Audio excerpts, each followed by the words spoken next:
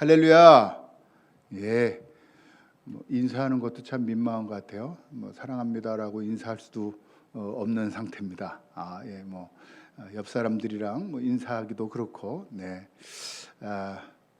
말씀을 시작하겠습니다.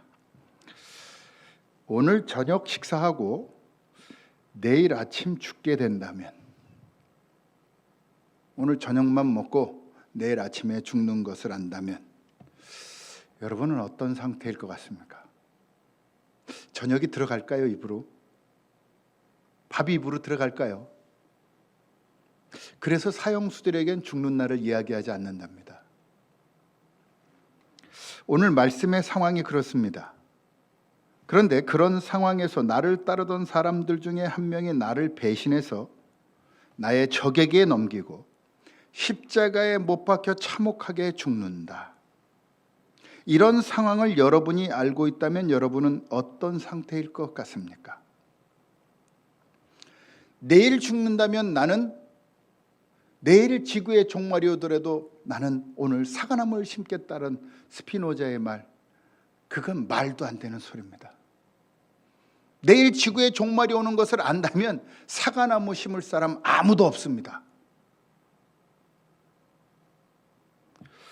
제게 이 말을 접목해 보니까 눈물이 나더라고요. 내가 내일 죽는다면. 뭘 해야 할지도 모르겠고 완전 패닉 상태가 되고 말답니다.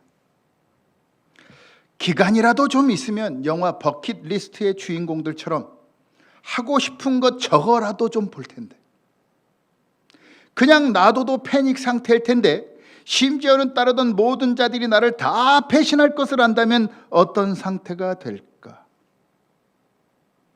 본문의 예수님이 그런 상태였으나 그때 예수님은 21절의 말씀을 통해서 하나님을 향한 의지를 다지고 있습니다. 우리 21절 한번 봉독해 보겠습니다. 21절 시작. 인자는 자기에 대하여 기록된 대로 가거니와 인자를 파는 그 사람에게는 화가 있으리로다. 그 사람은 차라리 나지 아니하였더라면 자기에게 좋을 뻔하였느니라 하시니라. 아멘. 주님은 먼저 하나님께서 나는 어떻든 간에 하나님이 가라는 대로 그 길을 갈 것이다. 그리고 먼저 의지를 다지시는 것을 보여주십니다. 그리고는 제자들이 배신해도, 사람들이 어떻게 해도 주님은 주님의 길을 확실히 가겠다고 말씀하십니다. 우리도 오늘 말씀을 통해서 하나님께서 내게 이르신 그 길에 어떠한 환난이 있더라도 끝까지 나아가므로 하나님께서 이루시고자 하시는 일에 쓰임받는 저와 여러분이 되기를 주님의 이름으로 간절히 축원합니다. 예수님을 따르던 제자들이 몇 명이었습니까? 몇 명이었죠? 12명. 17절의 말씀에서처럼 12명이 끝까지 주님을 따랐습니다. 그들과 함께 마지막 만찬을 드시면서 3년 반 동안 함께했던 이들 중에 한 사람이 주님을 팔 것이다 라고 18절에 말씀합니다. 우리 함께 18절을 보겠습니다. 시작. 다 앉아 먹을 때에 예수께서 이르시되 내가 진실로 너희에게 이르노니 너희 중에 한 사람 곧 나와 함께 먹는 자가 나를 팔리라 하신대. 예수님은 이 말씀을 하시면서 3년 반 동안 제자들과 함께 했던 일들이 주마등처럼 지나갔을 것입니다. 풍랑 속에서 예수님을 찾던 제자들, 오병이어를 전해주며 스스로 놀랐던 제자들, 병에서 고침받아 무수한 재물을 가져다가 예수님께 가져오면 놀라면서 헌금궤에 넣던 가룟 유다의 모습, 그렇게 주님과 동고동락하며 가까이 지내던 제자들이 가룟 유다가 예수님을 팔므로 모두 배신할 것을 예수님은 이미 아시고 있었습니다. 그렇게 누군가 나를 팔아 죽일 곳에 넘겨줘도 예수님은 나는 기록된 대로 간다. 세상의 어떤 것, 심지어는 마귀가 예수님을 방해해도 예수님은 그 길을 간다. 물질이 앞을 가려도 예수님은 그 길을 간다. 사랑하는 사람이 막아서도, 사탄이 앞길에 회방을 놓아도 예수님은 그 길을 갈 것이다 라고 말씀하십니다. 영화 쿼바디스에서는 네로 황제가 사람들의 민심이 흉흉하니까 그것을 뒤엎어놓으려고 로마의 대화재를 일으킵니다. 그리고는 그것을 누구에게 뒤집어 씌웁니까? 그리스도인들에게 뒤집어 씌웁니다. 그리스도인들이 대화재를 일으켰다. 그러자 로마 기독교인들은 기독교 지도자였던 베드로를 빼돌려 다른 곳으로 도망하게 해줍니다. 길을 가던 중에 빛이 나오는 나무를 보고 주님의 빛인 것을 깨달은 베드로는 그 앞에 무릎을 꿇습니다. 쿼바디스 도미네, 주여 어디로 가시나이까? 그러자 예수님이 그 옆에 동자인 나자리우스에게 임하십니다. 그리고 이렇게 말합니다. 사랑하는 나의 백성들을 내가 두고 나왔으니 나는 다시 십자가에 달리러 로마로 간다. 베드로는 이 말씀에 무릎을 꿇고 크게 눈물로 회개합니다. 주님이 원하시는 그 길을 가겠다고 다시 다짐합니다.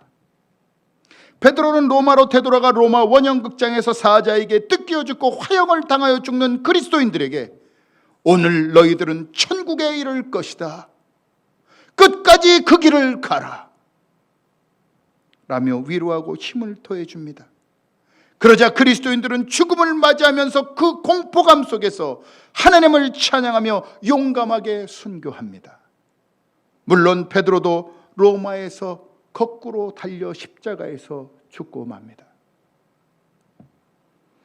작금의 코로나19 사태로 다른 어떤 곳보다 교회가 핍박을 당하고 있습니다.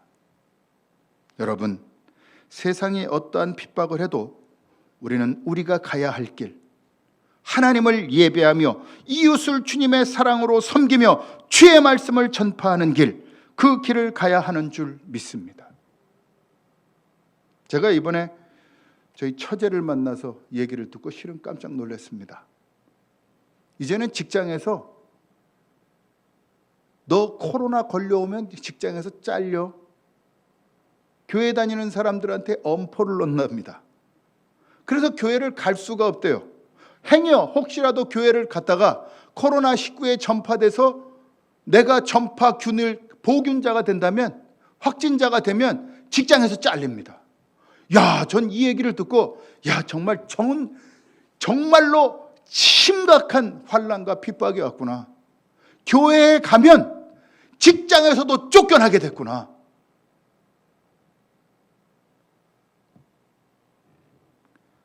다른 이도 아닌 예수님과 동고동락했던 제자들이 예수님을 팔고 배반해도 예수님은 그 고난의 길을 가십니다. 여러분, 용기를 잃지 마십시오. 여러분의 앞에 하나님께서 함께 하십니다. 어떤 고난이 와도 우리의 신앙을 빼앗을 수 없습니다. 오직 믿음으로 이겨내어서 주께서 가신 그 길에 동참하는 저와 여러분이 되어 주님이 쓰시는 주님의 통역자가 되기를 주님의 이름으로 간절히 바랍니다. 예수님께서 예수님을 팔자가 그릇에 손을 같이 넣는 자임을 말씀하셨고 그것이 가룟 유다임을 알리셨음에도 불구하고 예수님은 하나님의 작정하신 대로 갈 길을 가십니다. 예수님을 배신할 것임을 아심에도 불구하고 제자들을 축복하시고 제자들과 성만찬의 예를 보여주십니다. 22절부터 시작되는 성만찬 예식은 지금도 그리스도인의 주요 예식으로 예수님의 십자가 달리심의 의미와 상징을 알려주고 있습니다. 그렇게 예수님은 하나님의 뜻대로 가실 그 길을 가시고 있는 겁니다. 예수님은 떡을 가시사 축복하시고 떼어 제자들에게 주며 이것은 내 몸이라고 하셨고, 잔을 가시사 감사기도 하시고 그들에게 주시며 나의 피 곧 언약의 피라고 말씀하십니다. 주님이 가실 그 길을 제자들은 몰랐습니다. 그래서 예수님은 제자들에게 성만찬을 통해 주님처럼 살과 피를 나누는 희생의 삶을 가야 함을 알려주신 겁니다. 여러분, 우리는 예수님처럼 우리의 살과 피를 나누고 있습니까? 오죽하면 이러한 살을 나누며 피를 나눈다는 말 때문에 초대교회는 피와 살을 먹는 이교도의 종교라고까지 불려졌었습니다. 하지만 이 살과 피를 나누는 성만찬 예식은 예수님의 몸을 주시고 피를 나누어 죄사함을 상징하는 기독교 희생 상징의 최고의 예식입니다. 지금은 코로나19 사태로 인해서 이러한 그리스도의 살과 피를 나눔으로 그리스도와 하나 되는 예식마저 가질 수 없게 되었기에 아쉬울 뿐입니다. 예수님께서 성만찬을 통해 그리스도인이란 철저하게 희생하고 섬기는 삶, 자신의 모든 것을 다 내어 희생하여 이웃이 예수 믿도록 해야 하는 사람임을 가르치시고 그 길을 가신 겁니다. 예수님을 구세주로 믿는 자라면 예수님을 따라야 합니다. 우리도 예수님처럼 우리의 몸과 피를 다하여 희생함으로 이웃을 사랑하여 예수님을 전하기를 간절히 바랍니다. 그런데 이런 희생과 섬김은 우리의 의지와 우리의 생각으로 할 수 없는 겁니다. 희생해야지, 섬겨야지 우리의 생각으로 할 수가 없습니다. 오직 성령께서 임하셔야 우리는 거룩의 길, 희생과 섬김을 이룰 수 있는 것입니다. 그렇기 때문에 우리는 성령 충만의 은총을 날마다 간구하며 기도해야 합니다. 성령님 내게 임하사 그리스도의 희생과 섬김을 이루게 하소서. 여호와 하나님이시여 지금 은총을 부으사 성령을 충만히 부어 주시옵소서. 여러분, 코로나19 사태로 우리는 통성기도로 주님의 영을 부으시도록 기도하는 것도 할 수 없게 되었습니다. 그럼에도 불구하고 주님의 영이 임하시도록 간절히 기도해야 합니다. 성령님은 바이러스도 이기십니다. 우리는 이길 수 없지만 성령님이 임하시면 코로나19 사태도 물러갈 줄 믿습니다. 그렇기에 우리는 간절한 마음으로 성령님이 충만히 임하시도록 기도해야 합니다. 성령님의 역사하심을 체험하도록 기도해야 합니다. 여러분, 최후의 만찬 후에 예수님이 무엇을 하셨습니까? 겟세마네로 마지막 기도를 하러 가셨습니다. 주님의 기도는 성령께서 끝까지 인도하사 이 모든 과정을 이기게 하시고 끝까지 승리하도록 성령께서 함께 하시기를 간구하며 기도하신 겁니다. 아무리 좋은 말씀을 들어도 기도하지 않으면 성령님이 임하시지 않습니다. 여러분, 성령님이 임하시는 것은 기도를 통해서 뿐이었습니다.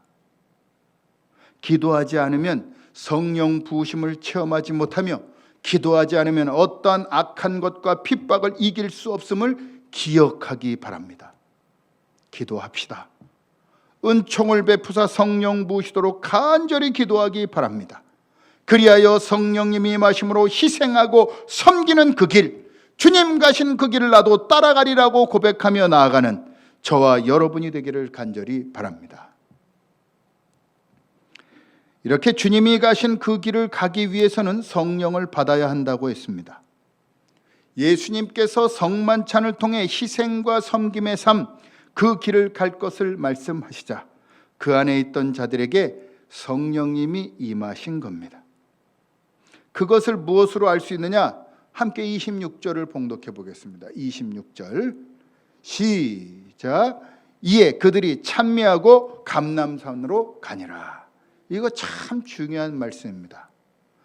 찬미하다는 건 하나님을 찬양하다는 얘기입니다. 찬양은 곡조 있는 기도입니다.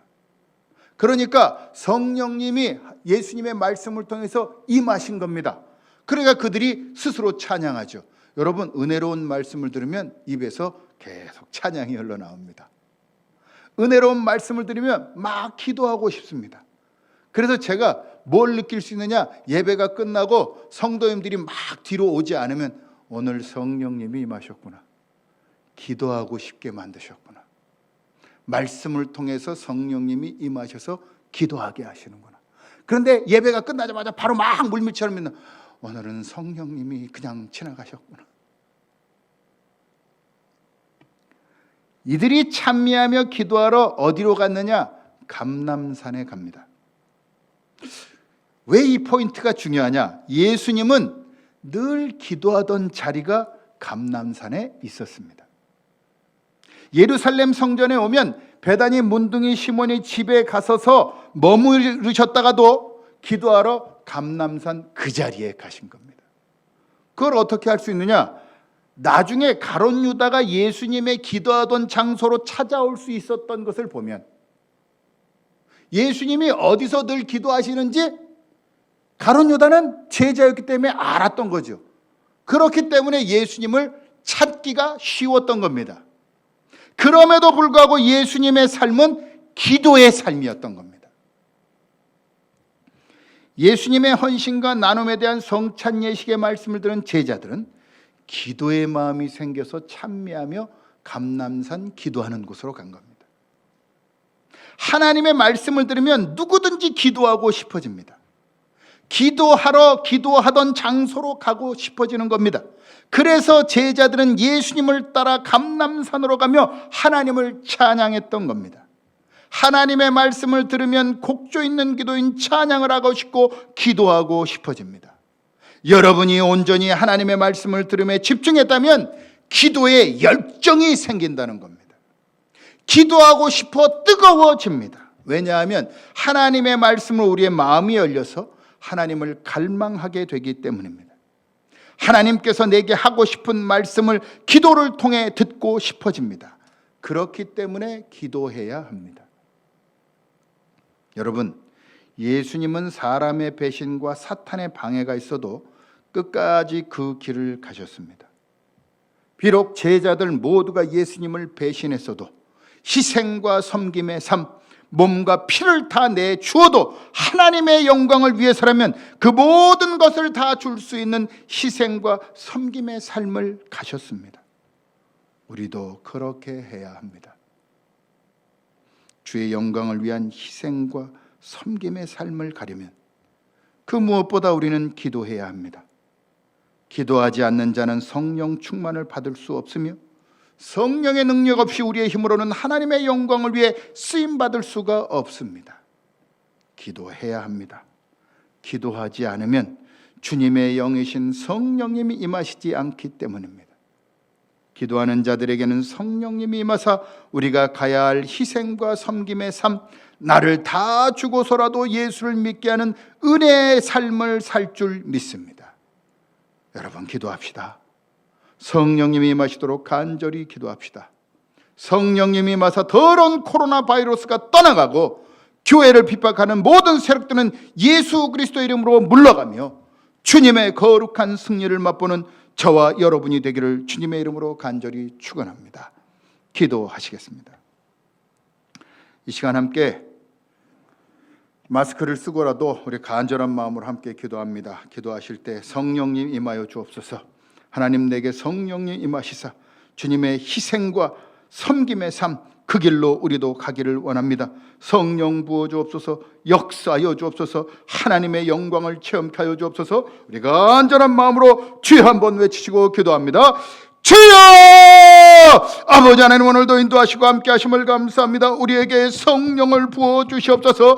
주여, 성령을 부으시사 더러운 코로나균이 떠나가게 하시고 아버지 하나님, 성령이 임하시사 하나님 악한 핍박의 영들, 교회를 핍박하고 하나님 그리스도인들을 핍박하는 더러운 사단의 영은 예수의 명 안에 떠나갈지어다. 아버지 하나님, 성령을 부어 주옵소서. 성령을 부어 주옵소서. 성령을 부어 주시옵소서. 성령을 충만히 부어 주옵소서. 성령의 역사하심을 부어 주시옵소서. 하나님의 영광을 체험하게 하옵소서. 하나님의 영광을 체험하게 하여 주옵소서. 주여, 성령을 부어 주옵소서. 주여, 성령을 부어 주시옵소서. 하늘의 거룩한 영광을 체험하게 하옵소서. 랄랄야르디르 터브르들러가 반세비야르로. 오 하나님, 우리에게 성령을 부어 주심으로 하나님을 체험하게 하옵소서. 하나님의 능력을 체험하게 하옵소서. 하나님의 영광을 체험하게 하옵소서. 성령을 부어 주옵소서. 주여, 하늘문을 여시서 주의 영을 부어 주심으로 날마다 주님의 역사심 가운데 살아갈 수 있도록 우리에게 능력과 은혜를 베풀어 주시옵소서. 주님, 우리에게 성령을 임하여 주옵소서. 아버지 하나님의 거룩한 영광을 체험케 하시고 오늘 말씀을 따라 하나님 성령 부어주심으로 희생과 섬김의 삶을 살게 하옵소서. 하나님 우리의 삶 속에 하나님의 영광이 나타나게 하옵소서. 하나님 그리스도인이라 하여 하나님 피하고 싶은 자들이 아니라 그리스도인일수록 더욱더 만나고 싶어하는 자가 되게 하시고 하나님의 영광을 위해 쓰임받는 거룩한 자녀가 되도록 하나님 주의 성령으로 넘쳐나는 은혜를 베풀어 주옵소서. 주님을 만나게 하여 주시옵소서. 주님의 영광으로 하나님 그리스도의 거룩한 빛이 하나님의 거룩한 희생과 섬김의 빛이 세상에 드러나게 하여 주시옵소서. 하나님 은혜 감사합니다. 오늘도 말씀으로 하나님의 거룩한 영광을 체험케 하시면 감사합니다. 하나님 예수님을 따른다고 하면서도 우리에겐 희생과 섬김의 삶이 없었습니다. 주님 아버지 나의 모든 죄를 용서하여 주시옵시고 주님 우리에게 성령을 부어주심으로 날마다 희생하고 섬김으로 하나님 아버지 세상에 비추어진 악한 그리스도인들의 빛이 나타나는 것이 아니라 하나님 아버지 거룩한 예수 그리스도의 희생과 섬김의 빛이 드러나게 하여 주시옵소서. 오늘도 주님을 간절히 소망한 자들에게 하나님 아버지 예배하는 자들이나 하나님 함께 온라인으로 예배하는 모든 자들에게 성령으로 인도하여 주시옵소서. 이제는 우리 주 예수 그리스도의 은혜와 아버지 하나님의 극진하신 사랑하심과 성령님의 감동, 감화, 교통, 내주, 축복, 면류하심이 오늘 하나님의 말씀을 듣고 희생과 섬김의 삶, 그리하여 예수 그리스도의 몸과 피를 다 내준 그 희생과 삶을 살기로 결단한 주의 자녀들 머리 위에 이제로부터 영원토록 함께 하시기를 간절히 축원하옵나이다. 아멘.